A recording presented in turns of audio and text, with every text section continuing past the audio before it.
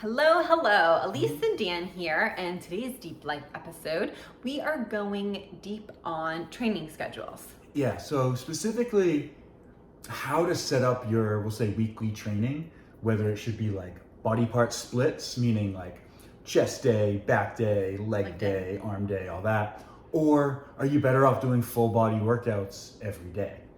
And this is one I think a lot of people get really hung up on, like the leg day, chest day, like love these bro splits, if you will. But I really think I don't know. I've been lifting weights and training for a long time. I've trained a lot of clients as a personal trainer.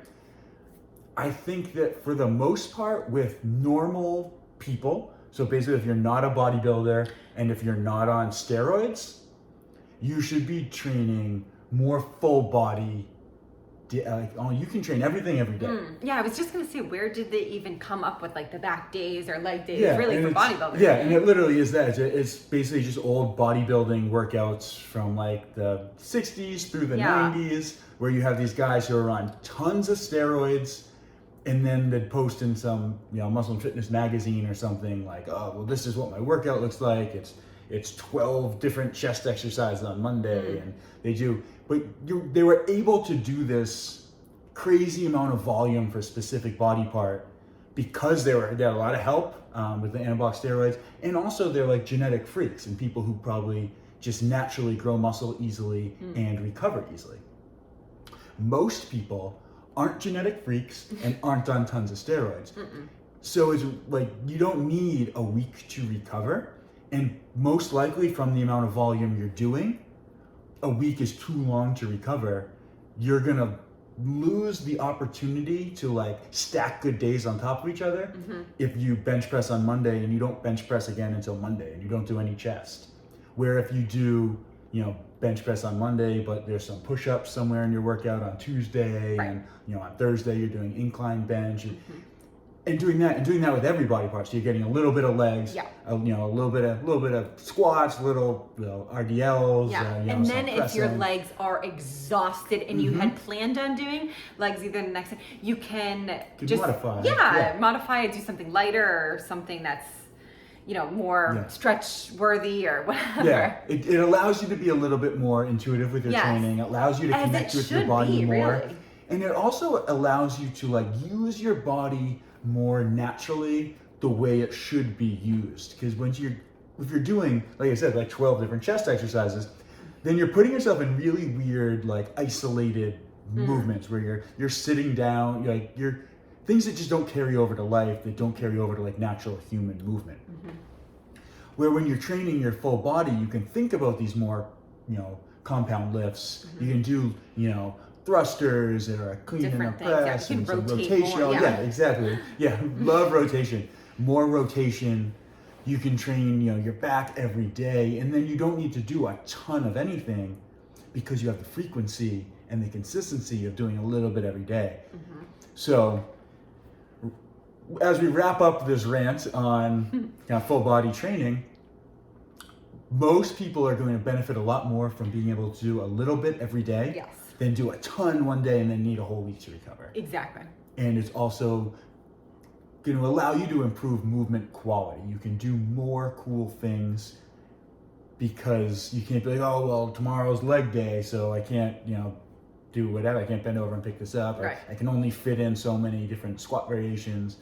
But if you're doing a full body workout, you can kind of work things together better. You can work movement patterns and different,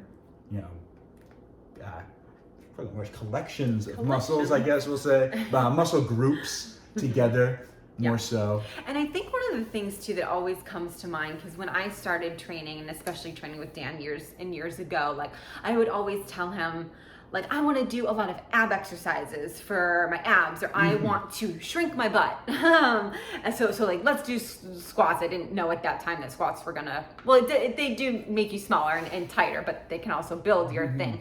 And he kept saying to me, to work your abs, you also need to work this, and this. So everything's tied together. So when you're just doing arms or back, like think about how disproportionate that's going to be and how stiff other parts of your body are going to be if you're not moving correctly, if you're just training them only one day a week or something like that. Everything has to be incorporated. Everything has to be incorporated to get the results that you want. Again, like not bodybuilders, we're not on steroids, we don't have the time to train for 5 hours a day. We're trying to get as effective workouts in as possible. Yeah, and you're going to get so much more effective of a workout if it's a full body workout. Yeah. Just from a metabolic standpoint, from a conditioning standpoint, from balance and just health, movement quality, like I said before, like that all is about using your body all together, working things in.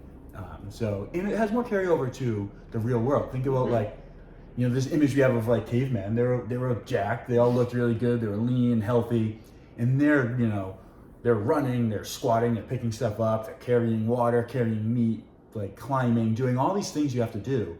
They're not like, ooh, I can't move those rocks today because it's not like my loaded carry day. I can't like not do that. So a little bit every day. And like think of like people who do work manual labor.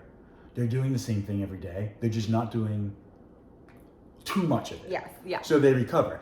Like people in prison, you see always see like people in prison who are in amazing shape.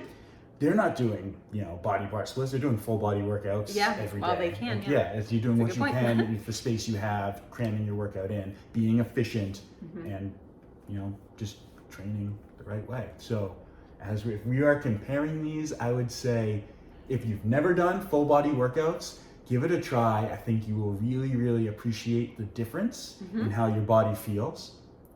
And I think that is the best way to train.